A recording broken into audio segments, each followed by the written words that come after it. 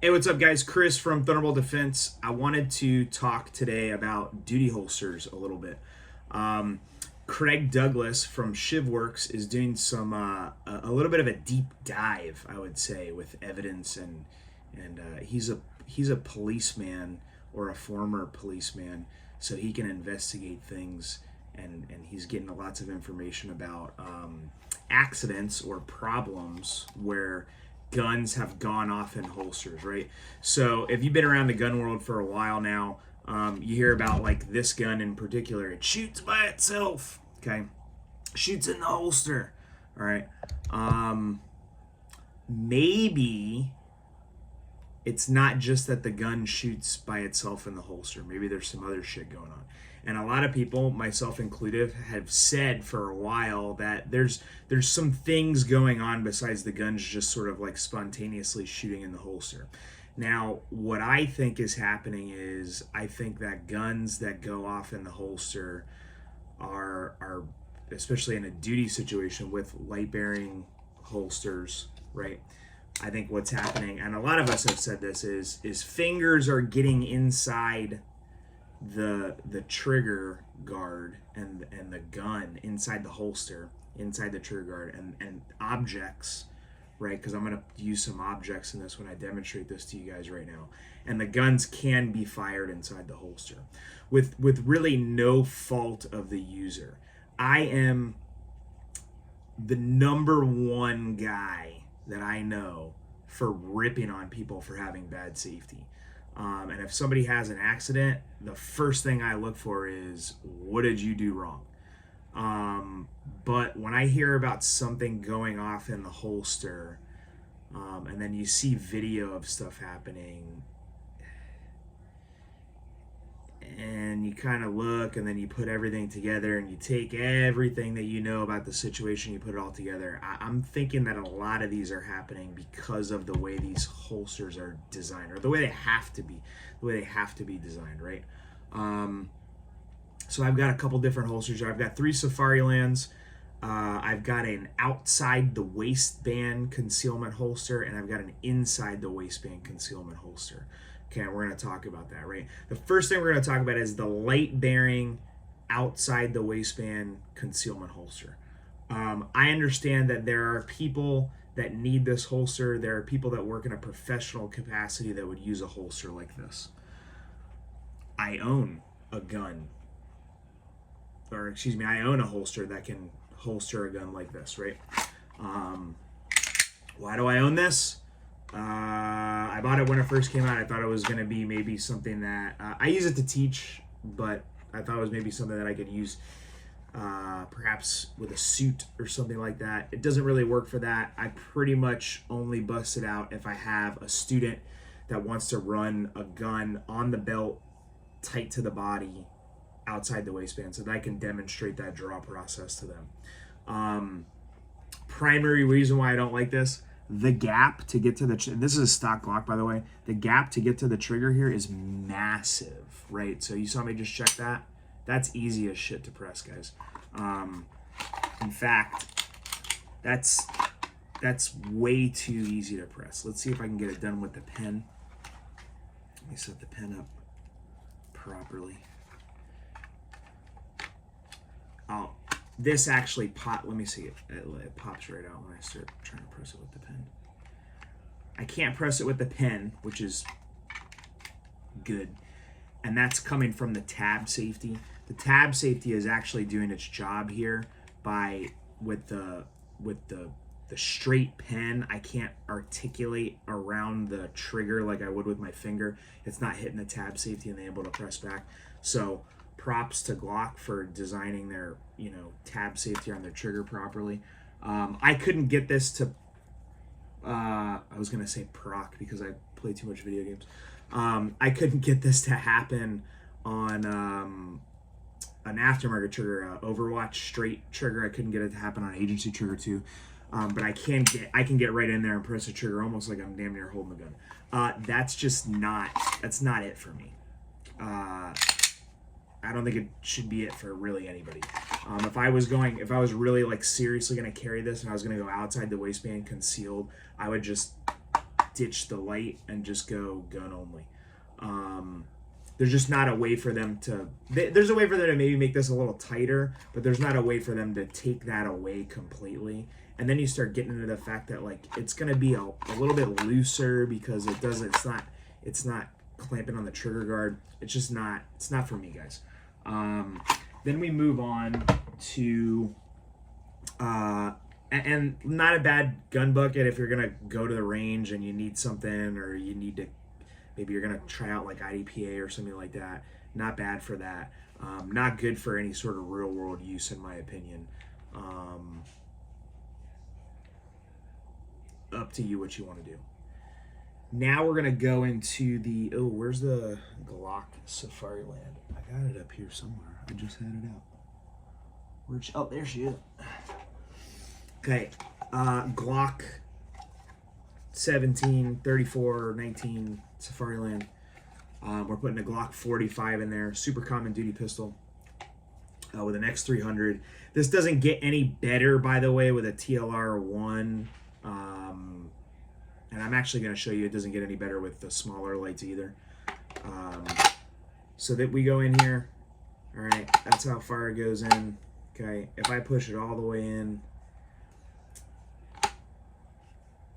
here, I have a hard time getting to this trigger.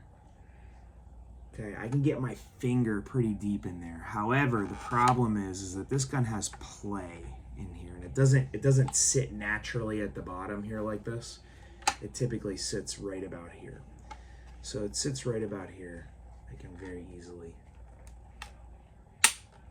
get that. Now, that wasn't nearly as easy as it was on the parent. Okay, so this is a lot better. And if you have something where, you know, you're driving down on the gun, it's a gun grab or something like that, or you've seated the pistol in there all the way, where it's hitting the light guard, it's going to be pretty hard to get in there.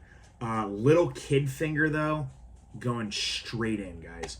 Like my pinky, if I didn't have the rest of my hand in there, my pinky could get past that pretty easily. Not my favorite. Okay, so that's gonna be a. I actually am thinking about taking a heat gun, because like when you put this in, it's not actually touching anything at the mouth, right? I've actually got quite a bit of space at the mouth to go in, so I might actually tighten this up later. I thought about this a while ago. I thought about tightening it up, but I didn't, because I don't ever like use a Glock outside the waistband. I don't really shoot a Glock that much anymore at all. But maybe I'll just tighten this up so that I can show that it can be done, and we'll see. I will say also that with the Overwatch trigger, with the aftermarket trigger, it's a lot easier because that trigger is straight, right? So if you take like an aftermarket trigger, and I'm not saying that we're going to get to the 320 in a second, but you see how it's like straight up and down. It's actually a little bit easier to reach in the Safariland, and a little bit easier to press. So that may be another reason why, if you're doing this for duty, and your policy allows you to do trigger, or you just don't have a policy and you want to do whatever you want, maybe we just stick with the stock trigger, because its curved out nature makes it a little harder to reach the tab and then articulate around to depress it. I did use a foreign object in here too, and I wasn't able to press the trigger due to the way the Glock is designed. Okay, it's too much force. The pen bends too much. If I did like maybe a screwdriver, I could probably do it. Actually, let's see. But it might not actually, it might not depress. Oh yeah, the thin screwdriver does it right up. Okay, so like, look, do these things exist? Could they end up getting in there and you drop something while you're in the car, and then you get up and your seatbelt grabs it and it bangs your gun off? I don't know, man. Maybe. Is it low percentage? Sure. But we deal with a lot of low percentage stuff that we prepare for. So maybe we'll try to tighten this up and and see if we can have a homebrew fix for this. Because I'm sure once more and more people start talking about this, it'll be something that they try to deal with. I have noticed over the years, like I have had Glock Safari lines before where the gap is more. So I'm pretty sure that I know that they're aware of it. You can't touch these things every day. We've been aware of it for a while. So I've noticed them getting a little tighter, especially on this Glock holster versus what I've had in the past. But what I'm going to show you now actually really kind of sucks. This is a SIG 320. 320s are super duper popular. Lots and lots of people carry them. Lots of people shoot them. I like them as a gun. My personal carry guns have always had a tab safety on the trigger because I don't like not having the tab safety on the trigger because of this stuff. Because even in like a concealed carry setting, stuff can get on there and silly things can happen. That just gives it a little bit more with this really short pre-cocked striker. I just like to have the tab safety on there. Agency Arms makes a great trigger for the 320. So if you're super invested in a 320, I'm not telling you like, fucking 320 blows, you got to get something else. But get the trigger with the tab safety if you're gonna carry it, because it just adds another layer of safety on there. Now, if I put the light on here and I jam this sucker in the holster, right, and this holster actually sits a little bit deeper because I modded it to accommodate a Legion, which is a little bit longer than the full size, like the M17s and stuff. So this will sit a little bit deeper. But if it sits where it normally sits, on this holster where it is, bro, I can get in here super easy, but that tab safety is kind of defeating my ability to articulate around. If I come in on this side, I can get it real easy. If I come in on this side, I can still get it real easy. It's hard for me to come in at this angle just with my finger and get it to go, but I can get it to go. I can get it to go a number of ways. The real shitty thing that I don't like about this is bendy ass pen, bro. And I just dropped the striker on it. And when you don't have the tab safety on there, it's a million times easier. I was just doing it with the AXG frame. In fact, it's a long format video. What the fuck do I care? You guys either tuned out fucking 5 minutes ago or you're still watching it. So let's see how this goes. Boom. We'll put that on there. This. Do this. I might put this on YouTube, so I'm not gonna assemble the gun on camera. All right, so we put this sucker in here. Boom. Right. I'm not around the trigger. I'm just on the side of the trigger. I didn't hook around. I just put pressure on the side and pulled back. So I did this, so that you guys can see. I did this. I'm not around the front of the trigger. I'm just putting side pressure. That's all I did. So these guys, if you can help it, like if it's in policy for you to have something with a tab safety on it, and there's a couple companies that do it, that's what I would tell you to do. And if you don't have a policy, like you're like me, you don't have a policy, if I'm using it for anything other than just like really range work, I mean, this gun doesn't get carried. It's my iron sight gun. I use it at the range. I don't use it anywhere else. That would be getting a tab safety trigger. But again, I don't really shoot the 320s that much anymore. But the tab safety will help a little bit. But still, these ones, especially with that pre-cocked striker and where the trigger sits and where the rest of the gun sits and everything, that thing's right there. And I think that has a lot to do with these guns that go off in the holster. I don't mind being critical of a gun company, and I certainly don't mind being critical of a big successful gun company like Glock, Sig, etc. But I don't think most of the and again, I don't mind being critical of the shooter that's having the accidental or negligent discharge. I think that a lot of this has to do with the design of this trigger system and the way that these holsters are open like this and the lack of a manual safety. And I'm going to show you right now why I think that's the case. Okay. All these accidents where SIG's getting sued and everything like that. Okay, so here I have a 2011. If you follow me regularly, you know that I love this thing. I love shooting it. It's a super nice gun. If you've been to class, I probably let you shoot it, and then you went, fuck, that shit's awesome. Nighthawk, best 2011. Go fucking get one. Sell all your pistols, and then you'll still have to add $3,000 to get one. But really, really nice gun. In a Staccato 2011, I mean, it's the same size as a Staccato, whatever the P is or something like that.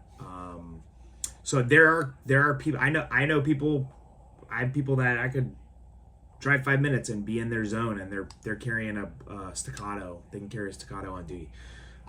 There's people, there's guys that carry Staccatos on duty. There's guys that, like, if shit hit the fan and I had to like put a pistol on and put kit on and everything, this is the fucking handgun that's going with me. Okay. I conceal carry this regularly too without the light. This is a totally feasible setup. What I want to show you guys now is, and like you've seen me do this a couple times, there's a little bit of play in there. All right, the guns typically sit somewhere in here. Okay, so it doesn't really matter if it can sit naturally here or it can sit naturally here. I'm gonna have it sit so I can test this as high up as I can and have the most trigger exposure.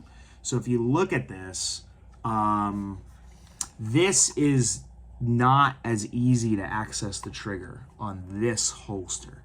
This is my newest Safariland. There's been no mod done to it at all. It's the newest production one that I have. And when I go in here to try to hit this, I can hit the trigger, right? But you notice the hammer's not dropping. Why is the hammer not dropping? Because 2011's got safeties, right? So I gotta hit this safety, I gotta do this, and then I can drop the hammer. Now, what's the deal with these, right? The deal with these is that the triggers are, and I'm like tearing my fingers up doing this, guys, so I hope you appreciate this. The safeties are what allow us to have this, you know, this typical, like, look at, there's no movement there. It's a flat set trigger, there's no tab safety. But what I do have is I have the manual safety and I have the grip safety, right? So if I put this in here and I engage the grip safety and I try to press the trigger, it doesn't go, okay? If I disengage the manual safety and I try to do this without hitting the grip safety, it doesn't go. Now, could I easily do that? Sure, okay? However, I don't think you're supposed to do that with these. If I press it a little bit, it can go, all right? If I press it none, but have a little bit of pressure on it, it won't go. But this is hard. This is not a normal thing to like stick a finger in here and have it go down, but it can happen, right? It can very easily happen where this can get kicked off, right? The chances of this getting kicked off, this getting depressed, a finger going inside, I have to do a very sort of contrived motion for that, right?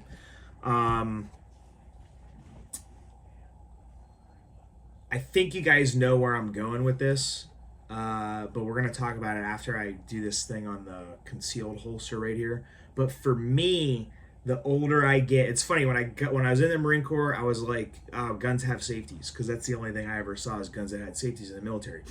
And then when I got out, I was like, oh, I want to carry a handgun, so I'm going to carry a handgun with a safety. And I saw these guns that had no safeties, and I was like, fuck that.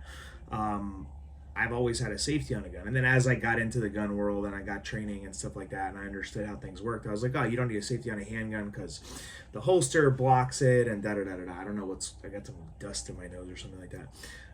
So I don't need a safety. Okay, great, you don't need a safety.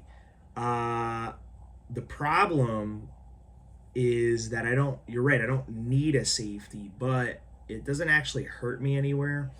And we see that it mitigates an issue like this. So there's a variable. The variable is, you got a little gap in your light bearing duty holster, and having a few safeties on the gun that are basically, when I grip the gun properly, aside from sweeping my thumb down with the manual safety, they take themselves off when I hold the gun properly outside the holster.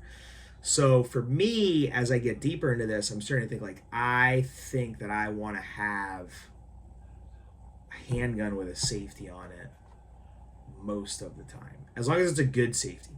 The problem that I have is, like, if you take like a macro, for example, they make a safety version of the 365. The safety is fucking dog shit. It's super hard to deal with. It's not easy to kick off. It's not easy to kick on. It's a pain in the ass. I'm sure if I worked with it more and more, I would be easier. But it's such a huge pain in the ass that it's a really big turnoff. Same thing with, like, I've had shields in the past that have safeties on them, and all these students that have guns and customers that wanted to have guns with safeties on them. And like, really, except for like 1911s, and like the 320 safety is actually really good. I think it's a great safety. Could maybe be a little bigger, but maybe bigger is not always better, because then it's easier to kick off. But like, even on this holster, right, I can get my finger. Let's clear this sucker out. Okay. There's a gap there, right? And this is a great holster, by the way, concealed holster, so it's not a duty holster. I can get my finger, I can jam my finger right in there and depress trigger. And that's the nature of a light bearing holster. It's not the companies, guys. Like, this is a great holster. Safariland's a great holster. The Raven Concealment's like, shway. But this is a good holster. It's just and look, this is a smaller light, okay? So the gap's smaller, but you can still get your finger in there. Now, the difference here is that I'm going to have, you see this right here? See that? That's going to happen naturally when I put this on. And man, my finger sure does hurt after jamming my finger in here this whole time. So if I go in here now, I can't, fuck. I'm like almost breaking my finger to do that. Now, the problem is, I'm starting to think I'm going to have to change it on here too. Piece of something could get in there, or like screwdriver can pop that sucker back, and then we got a problem. We're discharging a gun, even concealment wise. So just going through these, check your stuff, see how much of a gap you have. If you can, maybe take a heat gun and tighten it up a little bit if you're allowed to. If you're not, just be aware. If you don't have a policy, carry fucking 2011. The gap's real tight. You can have safety on the gun. Have a grip safety on the gun. That's another thing too. Like, you see all these guys like pin their grip safety. They take a little rubber band and they pin their grip safety because they're like, it doesn't always I don't always get a good grip. That's because you fucking suck, bro. If you have to pin your fucking staccato grip safety because it doesn't always like go when you need it to, don't fix it with a fucking Ranger band. Fix it with sucking less. But yeah, that's kind of like, I just wanted to go through what I had here, and I figured I would just do it on camera for the sake of just having it on camera, and then I can post it. Yeah. So check your shit. If you're a cop, I got a lot of cop buddies with kids. When you come home, don't let your kid hang all over your gun and shit. Keep that guarded, and just be aware, right? And if you can't tighten it up. And if you can't, then you got to deal with it and maybe bring it up. And hopefully if enough people that matter make enough noise, then there'll be a solution. The industry will always provide a solution, right? So if enough people make this a big deal, then the solution will eventually come about. And I think that's what Craig is trying to do with this, is he wants to find a solution. He doesn't want to rip on anybody or tell companies that they suck, and that's not what I want to do either. That's why I've got 3 different companies, all companies that I like, and just go through it and look at it and see what the best solution is. For me right now, the best solution is 2011 for a duty gun, because it's got the safeties on it and the gap is tighter on the Safari lens. The solution is definitely not this in a Safari Land. Like this in a Safari Land, not the fucking move. So if you can do this, if you have to do a 320 and you can do a trigger like this, then I would do that. All right? Have a great day. Hit me up for training opportunities. Got privates open, consulting, group classes, whatever you need, I got you. I'm your guy. Have a great day, guys. Be safe.